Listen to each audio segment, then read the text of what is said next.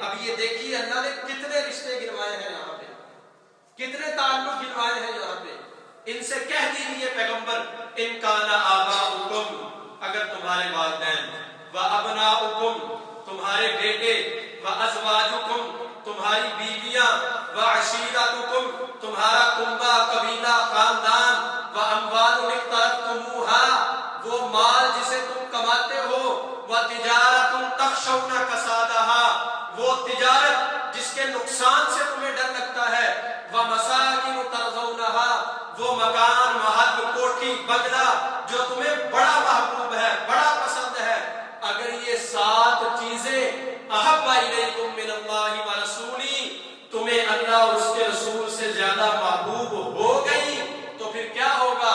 فتربصوا حتی یأتی اللہ بامرہ پھر انتظار کرو، اللہ کا عذاب کسی بھی وقت تمہارے اوپر کر سکتا ہے. والدین کی محبت اللہ اور اس کے رسول کی محبت سے زیادہ نہیں ہونی چاہیے. اولاد کی محبت، بیوی بچوں کی محبت اللہ اور اس کے رسول سے زیادہ، یہ محبت کوئی ناجائز محبت ہے؟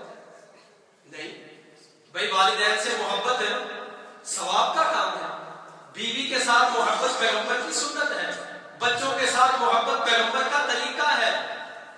لیکن یہ جائز محبت بھی اگر اللہ اور اس کے رسول کی محبت سے بڑھ گئی تو ناجائز ہو جائے گی، اور جائز محبت اگر اللہ اور اس کے رسول کی محبت سے بڑھ جائے تو ناجائز ہو جاتی ہے.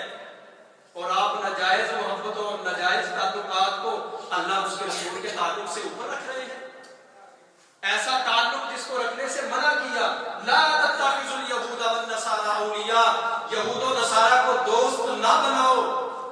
نہ نصارہ ہمارے بھائی ہیں، نہ کوئی خونی رشتہ ہے ان کے ساتھ، نہ کوئی دینی رشتہ ہے ان کے ساتھ. کس بنیاد پہ ان کے تہوار کے اندر شامل ہوا جاتا ہے، کس بنیاد پہ ان کے ساتھ کیک کاٹا جاتا ہے، کس بنیاد کے اوپر ان کی خوشی کے اندر خوش ہوا جاتا ہے. اللہ نے تو فرمایا کہ میرے اور میرے رسول کی محبت سے زیادہ اگر ماں کی محبت بھی ہو جائے تو وہ محبت جو ہے وہ مجھے برداشت نہیں ہے. اور ہم غیر مسلموں کی محبت کو، ان کے ساتھ دوستی کو، ان کے ساتھ تعلق کو اللہ اور اس کے رسول کی محبت سے مقدم کیا ہے.